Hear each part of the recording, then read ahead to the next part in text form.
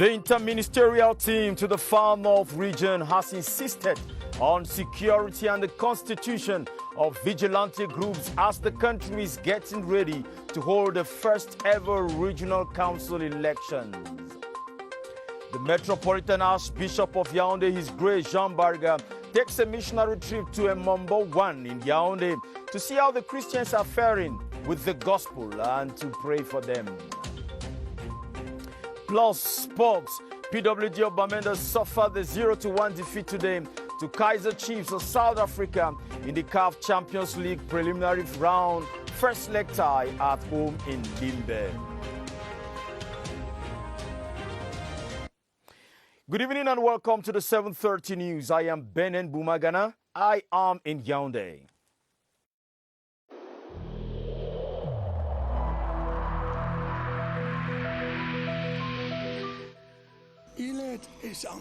Each of us must comply with the measures that have been taken.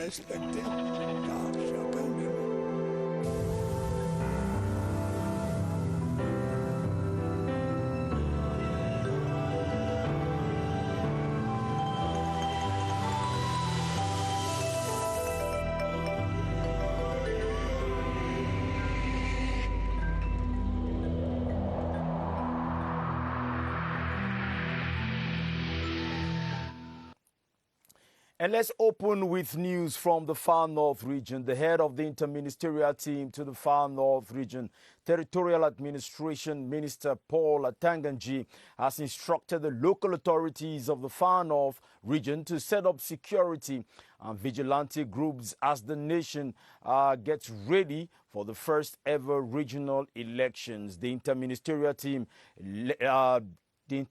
team leader met with leaders of commercial motorbike sector to encourage them to bring order to their work.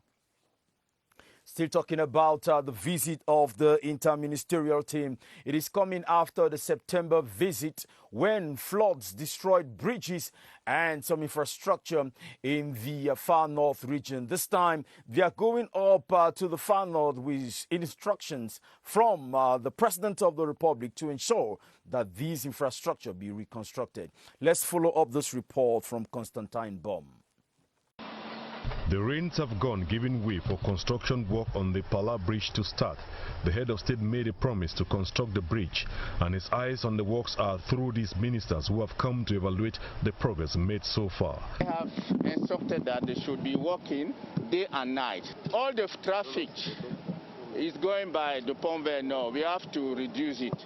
Concerning also the Pont Pala, the head of state, His Excellency Paul Biya, has already made available the funds, 6 million. The President of the Republic, His Excellency President Paul Biya, wants to be sure that his instructions are applied scrupulously, especially in a road of high demand. You know that this road is a very high demand. All the vehicles going to Kuseri Chat, they pass through here. So if these people stay for too long without a bridge, it becomes a problem. So we want to assure the population that the minister has an eye on it, and he has a very competent team, and they are doing a wonderful job. Day one of the visit wraps up with this security meeting between Minister Thanganji and his Far North collaborators and security forces as the region prepares for upcoming regional election and end-of-year festivities. For latest from the National Assembly, we hear that 4 cabinet ministers have defended their budgets today before the Finance and Budget Committee of the National Assembly. Amongst them is the Minister of Basic Education with one of the largest envelopes, that is 232.7 billion CFA francs. Charles Ebune has an update of events at the National Assembly earlier today. To transform Cameroon's economy to become an emerging country by 2035, the next 10-year development program is anchored within the framework of the National Development Strategy recently adopted and launched in the country. And for the very first time, the Ministry of the Economy, Planning and Regional Development came to defend the first budget for that implementation.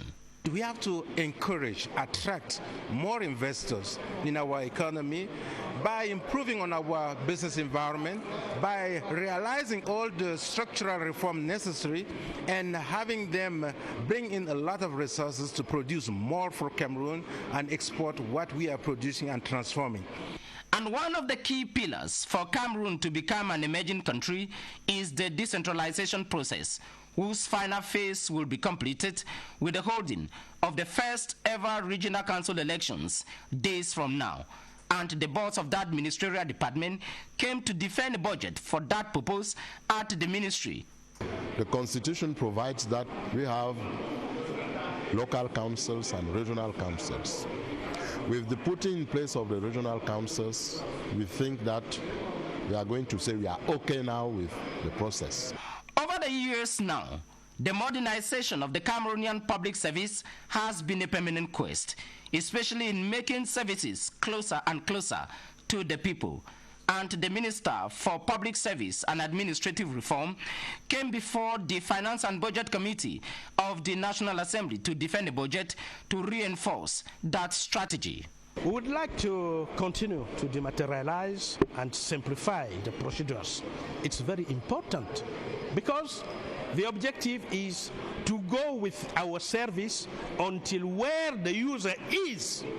The last ministerial department to be before the Budget and Finance Committee of the National Assembly before news time today was the Ministry of Basic Education.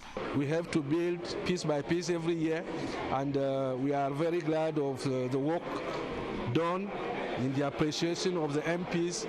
About now, the Minister of Secondary Education, Nalova Lyonga, is before the Finance and Budget Committee of the National Assembly to be followed late by that of Labor and Social Security. And we'll definitely come back to the reports telling us about these ministers who still had to defend their budget or who are doing so this night.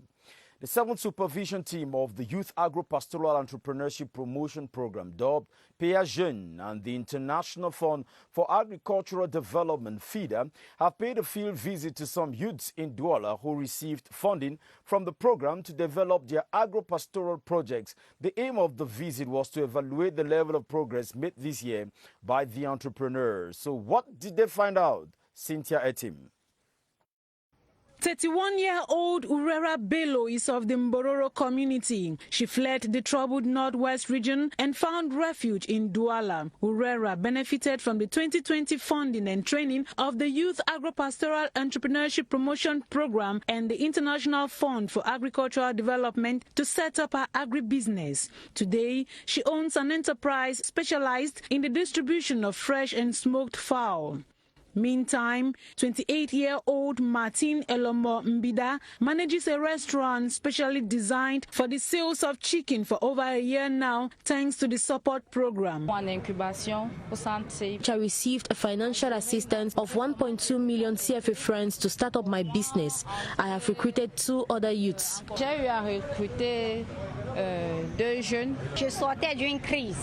PA Jeune supported me to stand again. The joint supervision team from PA Jeune and FIDA, led by Caroline Onanina, came to evaluate progress made and take stock of challenges faced by the entrepreneurs.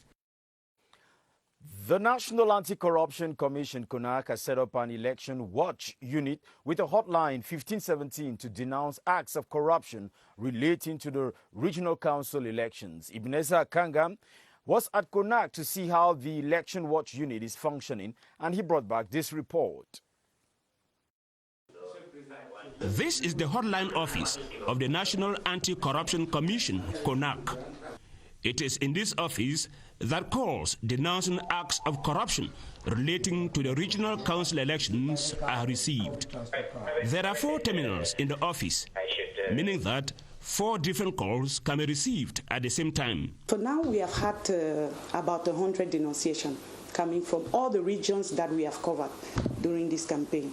To CONAC, people who corrupt their ways to the regional councils cannot bring the development highly expected by the population. If we can find something like that, we will be informed and we will send to the field those who are competent so as to do the work about that, and send them to the courts so as to respond about what they have done. To denounce any act of corruption relating to the regional council elections, therefore, call the CONAC toll-free number 1517.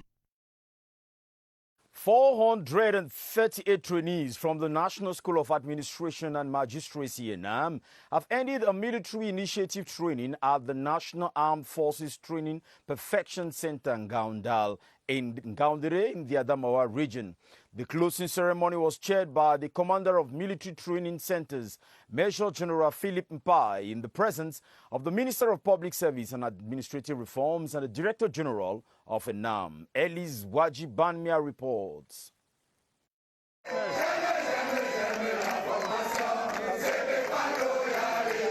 438 trainees of the National School of Administration and Magistracy expressing joy after successfully going through a 45-day intense military training.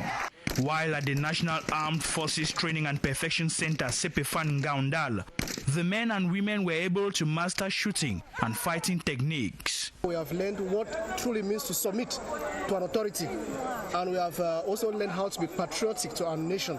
During the official closing ceremony presided by the Commander of Military Training Centers, Major General Philip Mpai, and attended by several dignitaries, the cordial rapport between the Ministry of Defense and that of Public Service was praised. I know it's not easy, but all of them have continued until the end.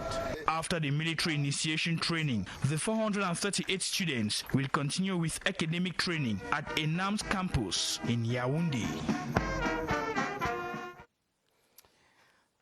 Congratulations to them. 7,500 households in the town of Betua will in the days ahead benefit from financial assistance from the Safety Net project to enable them better manage the impact of the COVID-19 pandemic on economic and social activities. The announcement was made during a meeting to identify the targeted neighborhoods chaired by Governor Gregoire Mvongo. Tala LT now reports. This program of the Safety Net project seeks to provide financial assistance to persons of the private and informal sector whose economic activities have suffered as a result of the COVID-19 pandemic. The beneficiaries, according to the National Coordinator of the Safety Net project, Michel Lenjo, will each receive 180,000 francs during a 3-month period to help pay their bills, buy food, pay house rents, and provide health care to their families. East Governor Gregoire Mvongo described the project as a timely venture which will put smiles on the faces of thousands whose lives have slowed down ever since the coronavirus hit the region. This project is part of a 16 billion CFA franc special humanitarian assistance provided by the head of state to assist families in the 10 regional capitals of Cameroon, plus the town of Limbe, recover from the effects of the COVID-19 pandemic. And in the Adamawa region, medical personnel and mothers with premature babies in the Adamawa region have been receiving training on how to efficiently take care of these babies. The participants are also receiving lectures on how to avoid prematurity, a situation which has been persisting in the region. Sadu Yauba reports. Premature babies at the Ngaundere Regional Hospital. An average of 12 to 15 newborn babies are received monthly here, constituting 10% of patients. To scale down prematurity rate in the Adamawa, more than 100 women attend a capacity building workshop as 112 babies were born with the state of prematurity in 2020. The number has significantly increased because in 2019, out of 740, 118 have been declared premature. We will also go to the southwest region. This time we're not talking about prematurity, we're talking about maternal mortality. And it has been noticed that the Ministry of Public Health is carrying out a lot of campaign to prevent the increase in the rate of maternity mortality. Let's follow this report from CRTV Southwest in Boya. As per available statistics, the rate of maternal and child mortality in the southwest region is still a cause for concern. The maternal mortality rate is 432 per 100,000 deaths within the southwest region. and our target will be to have less than 70 children per 100,000 live deaths. According to the regional delegate, it is therefore important that major stakeholders come together to review and seek new ways in order to reduce these deaths. Making sure we adopt a multi-sectoral approach, and also to lobby for more material and financial resources. To the participants of the workshop, it is hoped the recommendations arrived at will go a long way to enable them provide more quality sexual and reproductive health services. It's going to help us a lot to assess our effectiveness in the workplace. Going by Vision 2030 of the United Nations Population Fund, the hope of these health experts is that all be put in place in due course to reduce mother and perinatal mortality rate in the Southwest region.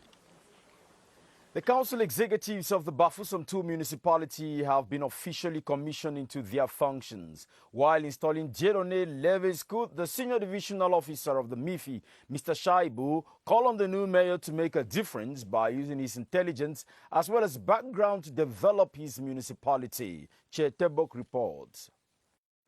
The newly installed executives of the Bafoussam 2 Municipal Council are now fully in charge of the affairs of their municipality.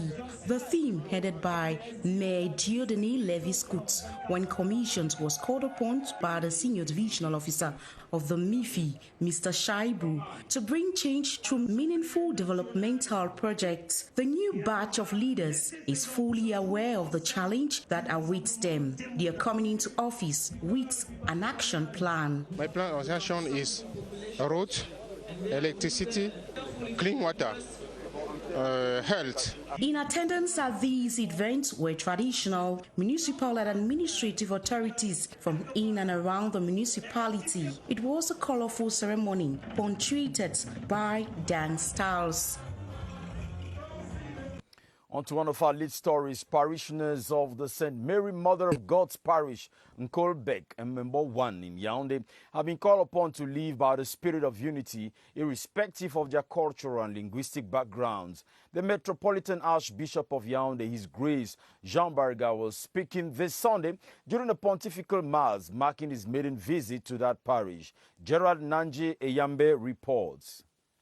A red letter day in the life of the St. Mary Mother of God's Parish in Kolbek as they welcomed the Chief Shepherd of the Archdiocese of Yaoundé, His Grace Jean Barga, in this maiden visit. In his homily, the prelate enjoined parishioners to demonstrate the spirit of living together and encourage those affected by the impacts of the COVID-19 pandemic. After listening to the Word of God, after many steps of dialogue, we can now announce the truth, the gospel, and this dimension of human being. That means that it's time for us to show our compassion to those who are suffering, to show our love to our brothers in the same quarters. We want that the church contributes as much as possible to build the unity in this quarter. At the end, we will welcome the Advent as this particular period of our liturgy in the Catholic Church. It was equally an occasion for His Grace to examine the local reality of this pastoral zone.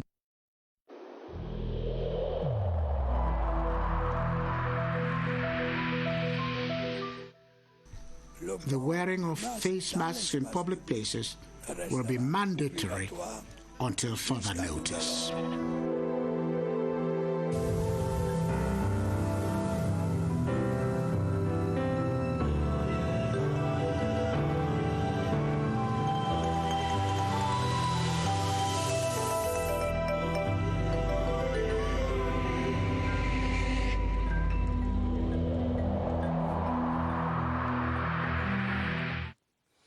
So, of course, let's cut into the second canto and talk about our fight against the coronavirus pandemic. Our tour to the different regions this Sunday takes us to the far north region, where health professionals have been working hard to stay the spread of the COVID-19 pandemic. Let's now join Baldwin Sama at the Public Health Emergency Center with his guest, Dr. Celine Chida, head of the Far North Regional Center for the Fight Against Pandemics. Hello, Baldwin. Good evening to you, Benin Bumagana. After the South region yesterday, Saturday, this Sunday, we take you over to the far north region of the country to get the latest updates as concerns the spread of the coronavirus as we meet our guest, Dr. Chida Celine Mairuzgu. She is the head of the Far North Regional Center for the Fight Against Epidemics. Dr. Chida Celine Mairuzgu, good evening. Good evening, Mr. Sama. Tell us, Doctor, how stable is the epidemiological situation in the Far North region of the country? The situation in Far North region is stable. We have registered our first case since 7 months ago, and now we have 700 cases. The evolution is, we have a small evolution, but it's not like the scientific have predicted. So our evolution is, we are going on with the pandemic, but we are stable. All our cases are good. We are taking care of them, and we are not more restricting deaths. And finally, Doctor, after the sudden rise in the number of persons tested positive, especially in the school milieu in the littoral and west regions of Cameroon, what precautions have you taken in the Far North region to avoid a similar happening in that part of the country? Let us say that before the beginning of the pandemic in the Far North, after the beginning in the Cameroon and on the month of March, in the Far North we have already begun with the awareness campaign, and we are continuing to do it. And this awareness campaign it's going through with the support of all administrative, municipalities, parliamentary, religious, and traditional authorities. And we are continuing to go in the community, involve health worker, community worker to sensitize people on the pandemic. And we know that in some regions, the cases are, we have the new cases and they are more. But in the Far North, we are still observing the rules of the barrier measure. Thank you so much, Dr. Chida Celine Mairuzgu, the head of the Center in the Far North region for the Fight Against Epidemics. That's the situation in the Far North region of the country. Back to you, Benin Bumagana. And thank you very much, Baldwin Sama from Cameroon. Let's talk some culture now, if you wish. The 11th edition of the Artwork Forum for Mode and Design, which animated this week in Yaoundé, has come to a close with Gaël Edou winning a cash prize of 4 million CFA francs. It was organized by the fashion designers of Cameroon, as we hear in this report by Gerald Nanje. Night of reckoning as the founding fathers appear in an admirable fashion which reflects the Cameroonian culture. This year, Gaël Edou clinched the coveted prize in her early 20s. The stylist blends the various materials. She will receive the colossal sum of 4 million francs CFA to accompany her in her future projects, thanks to the French Institute. At the level of the collection, there are numerous ideas with the style, color, highly appreciated. During the week-long activities, young and promising designers were drilled on the know-how of designing. Within 6 months, it takes nothing to accompany the initiators in this move, because it is not all about winning money. As the cuttings were finally drawn, Iman Aisi's collection were showcased. Let's stay there and talk some music now. Cameroonian musician and great guitarist Henri Dikonge is staging a 3-day show in Yaoundé, that is at the Bebeto Cultural Complex. It started since Friday, the 27th. Victor Siga followed the press conference where Henri Dikonge spoke about what he's planning to do these 3 days, and he prepared this report. J'aurais aimé pouvoir porter ton nom et pouvoir avancer sans remise en question. Vous m'appelez X, vous m'appelez. The press briefing was to set the pace for the 3-day show at the Cultural Complex Bebeto, beginning Friday, November 27. The artist exchanged with media men on the background of the show. He will be thrilling fans with songs selected from his 6 albums. Also announced was the celebration of the 25th anniversary of Henri Dikonge's music career, slated for January 12, 2021 in Douala. On to this editorial, the Douala 2 Sub-Divisional Council in the Littoral region has held its ordinary session to evaluate the midterm execution of the 2020 budget and vote for the 2021 budget. The council session was chaired by the Mayor of Douala 2, Denis Fampo, in the presence of the Senior Divisional Officer for the Vuri, Benjamin Botu. More on that story with you, Madon Kwele. The Douala 2 Council is leaving no stone unturned to maintain its position as second cleanest locality in Cameroon, obtained at the end of the classification of clean cities of Cameroon.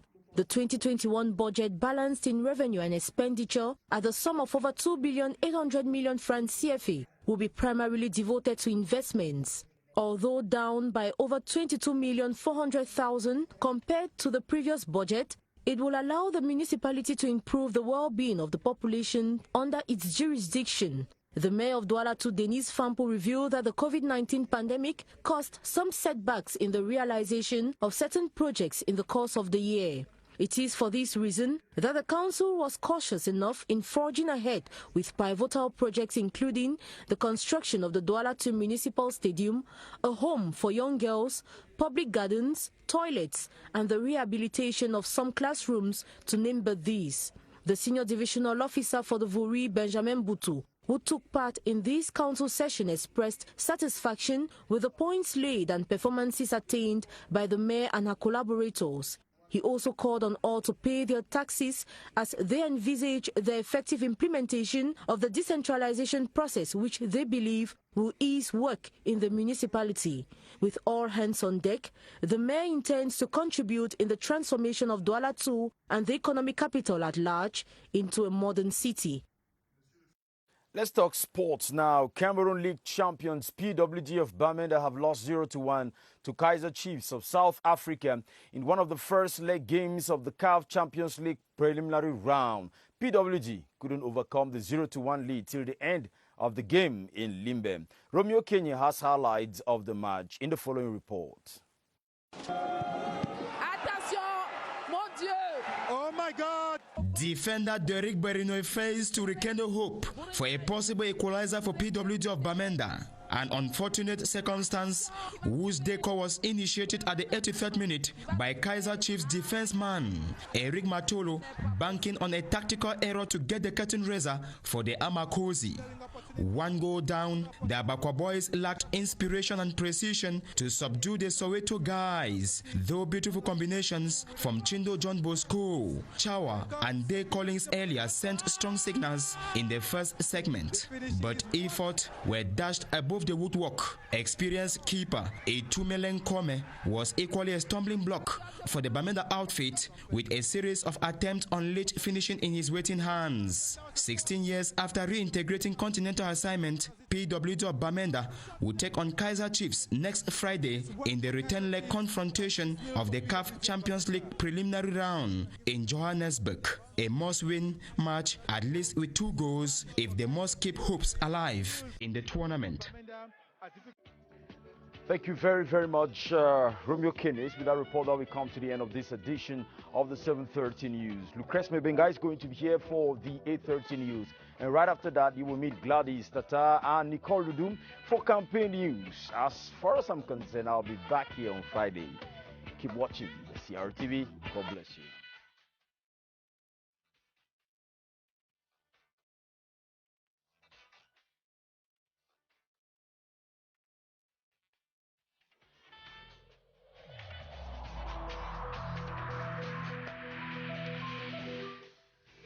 In this connection, we should avoid stigmatizing